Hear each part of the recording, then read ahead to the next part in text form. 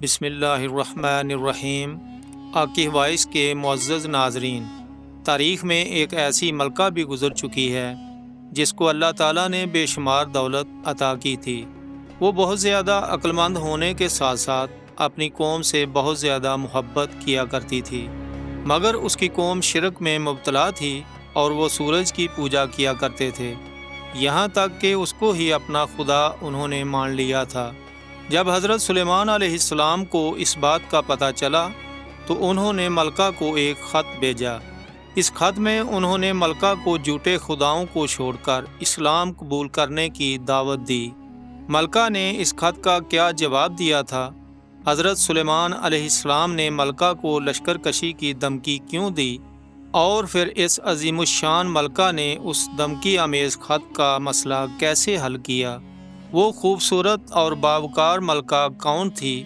آج کی ویڈیو میں یہی جاننے کی کوشش کرتے ہیں، لیکن اس سے پہلے اگر آپ نے ابھی تک ہمارے چینل آقی وائس کو سبسکرائب نہیں کیا ہے تو ابھی سبسکرائب کر لیں اور ساتھ میں لگے گھنٹی کے نشان کو پریس کر کے بیل نوٹیفیکیشن بھی آن کر لیں تاکہ ہماری آنے والی ہر نئی ویڈیو آپ کو بروقت مل سکے۔ شکریہ دوستو، آج سے ہزاروں سال پہلے یمن کے قریب ایک شہر سبا کے نام سے آباد تھا، اور وہاں آباد لوگوں کو قوم سبا کہا جاتا تھا۔ یہاں کے لوگ بہت زیادہ نعمتوں اور راحتوں میں تھے، ہر طرف خوبصورت فصلیں اور بڑے بڑے باغات تھے، مگر یہ قوم شرک جیسے بدترین گناہ میں مبتلا تھی اور سورج کو اپنا خدا مانا کرتی تھی۔ جب وہاں کے بادشاہ شرجیل بن مالک کی موت ہو گئی تو ان کی بیٹی بلقیس نے حکومت کو سنبھال لیا اور پورے نظام کو چلانے لگی۔ ملکہ بلقیس ایک قابل عورت تھی جس نے یمن پر 9 سال حکومت کی۔ اس وقت دنیا میں جتنی بھی تجارت ہوتی تھی وہ اسی قوم کے ہاتھ میں تھی، اس لیے یہ قوم بہت زیادہ دولت مند تھی۔ مگر یہ وہ زمانہ تھا جب مشرق سے لے کر مغرب تک ایک عظیم بادشاہ کی حکومت تھی جنہیں تاریخ میں سلیمان علیہ السلام ابن داؤد علیہ السلام کے نام سے جانا جاتا ہے۔ حضرت سلیمان علیہ السلام کی حکومت دنیا کے بیشتر ممالک پر تھی۔ آپ کو ہوا، جنات، چرند پرند پر حکومت عطا کی گئی تھی۔ ایک دفعہ کا واقعہ ہے کہ حضرت سلیمان علیہ السلام نے دربار لگایا جس میں تمام جنات، انسان، پرندے، ہر کوئی آ گیا تھا، مگر حضرت سلیمان علیہ السلام کا چہیتا پرندہ ہدہد ابھی تک دربار میں حاضر نہیں ہوا تھا۔ حضرت سلیمان علیہ السلام نے پوچھا کہ ہدہد کہاں ہے؟ جب وہ نظر نہ آیا تو حضرت سلیمان علیہ السلام نے فرمایا کہ اگر وہ اپنی غیر حاضری کی مناسب وجہ پیش نہ کر سکا تو اس کو ذبح کر دیا جائے گا۔ ابھی یہ بات ہو ہی رہی تھی کہ ہدہد حاضر ہو گیا۔ ہدہد سے پوچھا گیا کہ آخر ابھی تک تم کہاں تھے؟ اس نے بڑے احترام سے جواب دیا، اے اللہ کے پیغمبر، میں اڑتے اڑتے ایک ایسے ملک میں چلا گیا تھا جہاں پر لوگ شرک میں مبتلا تھے۔ وہ سورج اور آگ کی پرستش کر رہے تھے۔ ان کی ایک رانی ہے جس کا نام بلقیس ہے، وہ بہت بڑے تخت پر بیٹھ کر حکومت کرتی ہے۔ وہ رانی بہت زیادہ دولت مند ہے اور اس کے پاس دنیا کی قیمتی چیزیں موجود ہیں۔ یہ سن کر حضرت سلیمان علیہ السلام نے فرمایا، اگر تم سچ بول رہے ہو تو میرا خط اس ملکہ تک پہنچاؤ تاکہ وہ شرک سے باز آ جائے، اور خط پہنچا دینے کے بعد یہ دیکھ کر آنا کہ وہ خط پڑھ کر کیا عمل کرتی ہے۔ حضرت سلیمان علیہ السلام نے خط روانہ کیا۔ اس خط میں حضرت سلیمان علیہ السلام نے ملکہ بلقیس کو اسلام کی دعوت دی، اس کے بعد بھی اگر وہ شرک کرتے رہیں گے تو ان پر جنگ مسلط کر دی جائے گی۔ ہدہد نے یہ خط لے جا کر ملکہ بلقیس کی گود میں پھینک دیا۔ جب یہ خط پڑھا گیا تو اس دربار میں 300 سے زیادہ سردار تھے۔ وہ بہت زیادہ غصے میں آ گئے اور کہنے لگے کہ یہ ہماری توہین ہے، ہمیں اس کا منہ توڑ جواب دینا چاہیے۔ مگر ملکہ بہت زیادہ سمجھدار تھی اور وہ کہنے لگی کہ یہ کوئی عام خط نہیں ہے، اس لیے جذبات میں آ کر اس کا جواب دینا بہت بڑی غلطی ہوگی، لہٰذا ہمیں صبر سے کام لینا ہوگا۔ ملکہ بلقیس نے کہا کہ میں حضرت سلیمان علیہ السلام کو ایک تحفہ بھیجوں گی، اگر انہوں نے قبول کر لیا تو وہ بادشاہ ہے، پھر میں ان سے جنگ کروں گی، لیکن اگر انہوں نے تحفہ قبول نہ کیا تو میں ان کی اطاعت کر لوں گی۔ ہدہد نے یہ ساری گفتگو سن کر حضرت سلیمان علیہ السلام کو آ کر بتا دی۔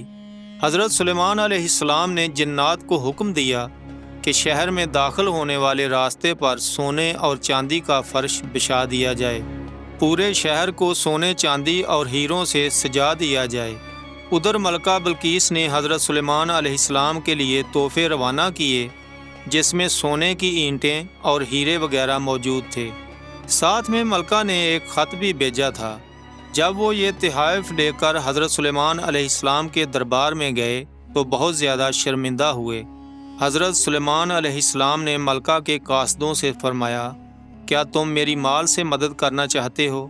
مگر دیکھ لو جو کچھ مجھے اللہ نے دیا ہے وہ تم سے کہیں زیادہ ہے، لہٰذا تمہیں تمہارا تحفہ مبارک ہو اور تم اسے لے کر واپس چلے جاؤ اور اپنی ملکہ سے کہنا کہ ہمارا انتظار کریں، ہم ایک زبردست لشکر لے کر آئیں گے۔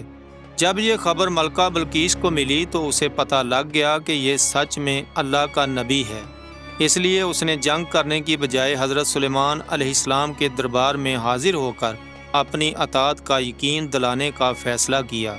جب یہ بات حضرت سلیمان علیہ السلام کو پتہ چلی تو وہ فرمانے لگے کہ تم میں سے کون ہے جو ملکہ بلقیس کے پہنچنے سے پہلے ان کا تخت اٹھا کر لے آئے؟ دربار میں موجود ایک جن نے عرض کیا کہ میں آپ علیہ السلام کے دربار کے برخاست ہونے سے پہلے ملکہ کا تخت اٹھا کر ادھر لے آؤں گا۔ پھر ان میں سے ایک شخص جسے کتاب کا علم تھا وہ کہنے لگا کہ میں آپ کی آنکھ جھپکنے سے پہلے ملکہ کا تخت لے کر آؤں گا۔ پھر حضرت سلیمان علیہ السلام نے اس تخت کو اپنے پاس رکھے ہوئے دیکھا۔ ملکہ کا تخت بہت زیادہ خوبصورت تھا، پورے کا پورا خالص سونے سے بنا ہوا تھا، مختلف اقسام کے بیش قیمت ہیرے اس پر لگے ہوئے تھے۔ حضرت سلیمان علیہ السلام نے اس تخت میں رد و بدل کر دی اور اسے اور بھی خوبصورت کر دیا۔ جب ملکہ بلقیس حضرت سلیمان علیہ السلام کے دربار میں حاضر ہوئی تو آپ نے پوچھا، کیا تمہارا تخت بھی اسی طرح کا ہے؟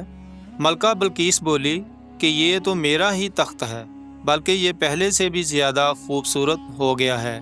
دراصل حضرت سلیمان علیہ السلام نے ملکہ بلقیس کے آنے سے پہلے ایک محل تیار کروایا تھا جس کا فرش شیشے کا تھا، اس کے نیچے پانی بہہ رہا تھا، یہاں تک کہ پانی میں ہر طرح کی مچھلیاں بھی موجود تھیں۔ حضرت سلیمان علیہ السلام نے اپنا دربار اسی محل میں لگایا۔ جب ملکہ بلقیس دربار میں چل رہی تھی تو اسے لگا جیسے نیچے پانی ہے، اس لیے اس نے اپنی پنڈلیوں سے کپڑا اوپر اٹھا لیا۔ حضرت سلیمان علیہ السلام نے فرمایا کہ یہ تو شیشے کا چمکتا شفاف فرش ہے۔ تب وہ شرمندہ ہوئی اور بول اٹھی، اے میرے پروردگار، میں سورج کی پوجا کر کے اپنے اوپر ظلم کرتی رہی، اور اب میں حضرت سلیمان علیہ السلام کے ساتھ تیری اطاعت قبول کرتی ہوں، اور اس طرح وہ مسلمان ہو گئیں۔ دعا ہے اللہ پاک آپ کو اور آپ کے پیاروں کو آسانیاں عطا فرمائے اور آسانیاں خلق خدا میں تقسیم کرنے کی توفیق عطا فرمائے، آمین۔ کمنٹ سیکشن میں آمین ضرور لکھیے گا۔ ملتے ہیں ایک نئی ویڈیو کے ساتھ۔ اللہ نگہبان۔